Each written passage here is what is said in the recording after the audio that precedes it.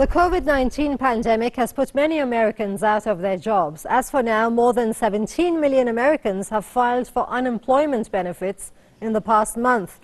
A rapid and unprecedented deterioration in the U.S. economy. Can the coronavirus cause a major collapse in the U.S. financial system? Hello and welcome to the program. I'm Leila Faromazi, and in this episode of The Outbreak, we'll be discussing the pandemic's impact on the U.S. economy.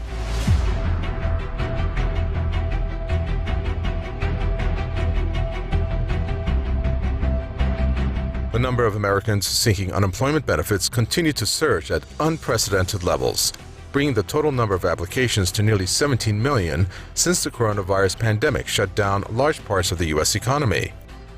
This is the number for just 3 weeks and what the government has announced. Many economists say the actual job losses so far are almost certainly greater, and that there is wide agreement that they will continue to mount. The U.S. Federal Reserve increased its efforts to aid the unemployed Americans with an ambitious plan to help companies and state and local governments gain access to funding. At the Fed, we're doing all we can to help shepherd the economy through this difficult time. When the spread of the virus is under control, businesses will reopen and people will come back to work. But it is unclear when people will receive such funding. As for now, what it will take to stabilize the economy is no more than guesswork. I'm collecting unemployment right now, but unemployment doesn't get your bills paid, you know. So right now I'm okay, but I don't know what a month's going to bring from now. The purposeful and sudden halt in economic activity has no precedent, and no one knows when the restrictions on movement and commerce will be lifted. You have a government shuts down the private sector economy. You have millions out of work. The next shoe to drop is going to be millions of people call in for unemployment benefits, crashing the system that handles the unemployment benefits, because you've had a 100-fold increase, which is what has happened. We have 1,000 people who are now working on just personnel for that incoming system. Think about that, 1,000 people who are working on processing applications for unemployment benefits.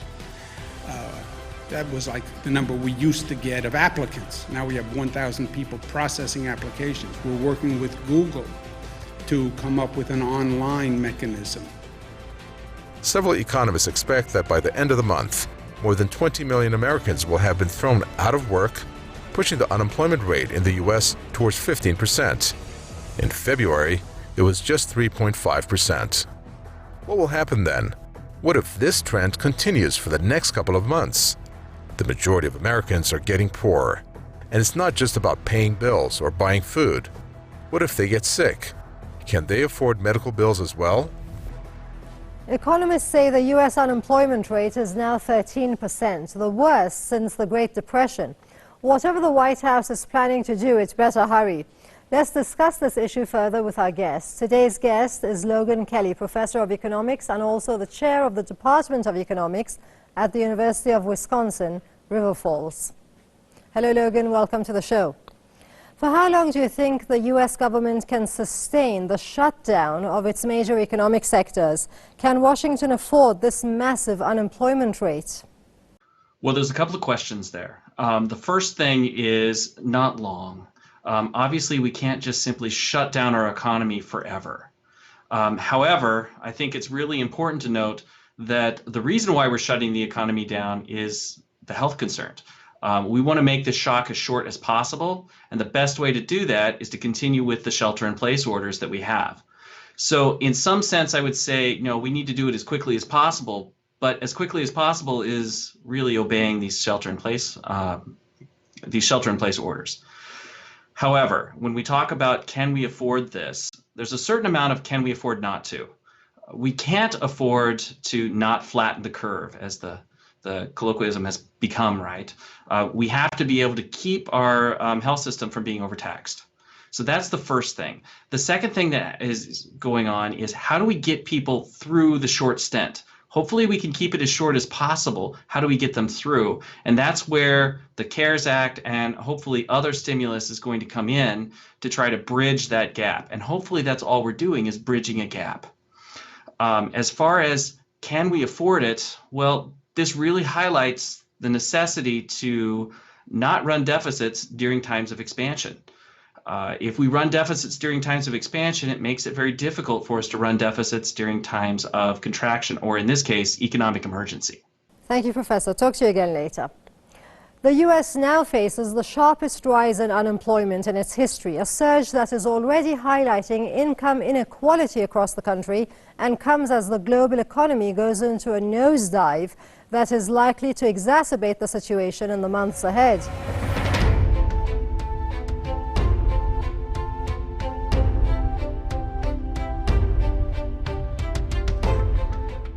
Large parts of the U.S. are now on lockdown. Millions of people working in retail, restaurants, travel, hotels, and leisure industries have lost their jobs, and the losses are spreading. Oil and gas companies are laying off workers as oil prices collapse, and engineering firms, including General Electric, are cutting staff as the airline industry grinds to a halt. The layoffs were widespread, with losses reported in almost all sectors of the economy, from leisure and retail to construction and manufacturing. Economists warned that the country's gross domestic product, the broadest measure of the goods and services produced, could fall this quarter at an annual rate of as much as 35% from the preceding 3 months. Experts say the stimulus package from the U.S. government and the Federal Reserve will soften the shock to some degree, but with business restrictions and closures still in place, the coming weeks will likely reveal more people facing income and job losses. I helped a young man yesterday. He was just like, I was making $1,500 a week. He was just like, and I'm about to get $200 a week in unemployment. Like, how am I supposed to take care of my family? And I think that is the bigger fear with mental health too. Just like, I've always been able to provide. The numbers and the dramatic forecast prompted many authorities to call for reopening of businesses in a desperate attempt to save the economy. They've called for a national discussion about what it will take to reopen the economy. Some have suggested masks and 6 feet social distancing remain in place until widespread testing or a vaccine is available, but experts urged caution about moving too quickly to reopen. The real problem for us will come in 6 months, 8 months, 12 months, maybe even more, as if there is a recession or if people are less generous because of what their stock market portfolio may look like. I worry about what our end of the year giving will look like, what our budget in 2021 will look like.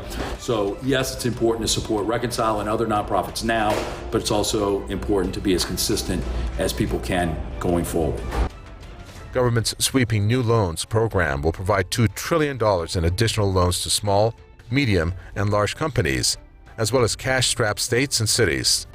Still, the gravity of 1 in 10 Americans suddenly being out of work is hitting families and communities across the country. Several cities have experienced modern-day bread lines, with lines of cars stretching over a mile long, as people wait to visit food banks and restaurants handing out free meals. Voices of discontent keep rising across the U.S. Let's see what people have been posting on social media about this issue. Many people blame the U.S. president for such high unemployment rates, such as Max. Then there are also those people who believe the latest statistics show how the U.S. government's ignorance is awful for the fate of workers. That's Summer Lee. In the meantime, there are Americans such as Asterix who don't believe the official numbers. They say the unemployment rate is much higher. All right, so what can Americans expect next? Is Washington capable of tackling the COVID-19 pandemic and the unemployment crisis at the same time?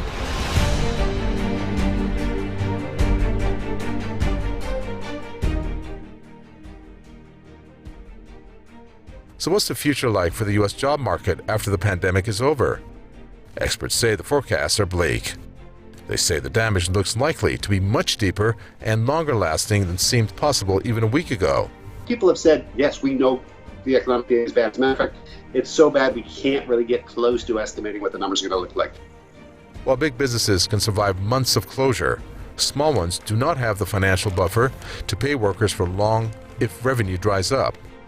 And while larger public companies may have access to cash, They also have shareholders who want executives to watch the bottom line. In simple words, you can't have all expenses and no revenue. That is why there's a group of economists that strongly believe that the outbreak could eliminate 3 million jobs in America by summer. History has shown us that crises like pandemics, economic collapses, and world wars have at times ended up reordering societies. There were outcomes like shrinking the gap between the rich and the poor, or empowering the working class. The Black Death helped end feudalism.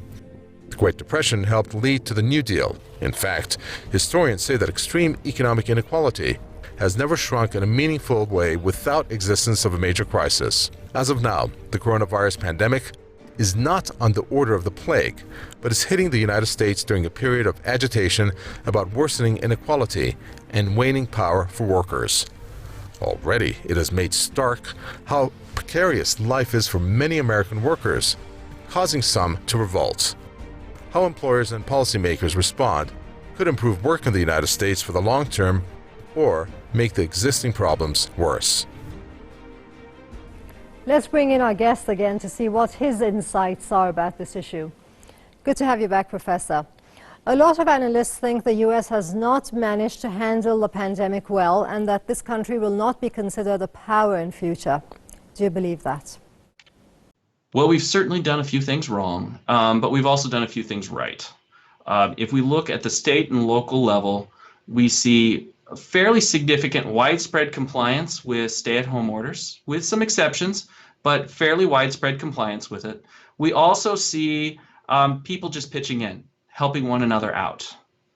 One place where I think we could certainly have improved would have had a more unified central voice, all right, national voice and leadership as to where we're going to do and how we're going to respond to the pandemic, and particularly have this go on sooner.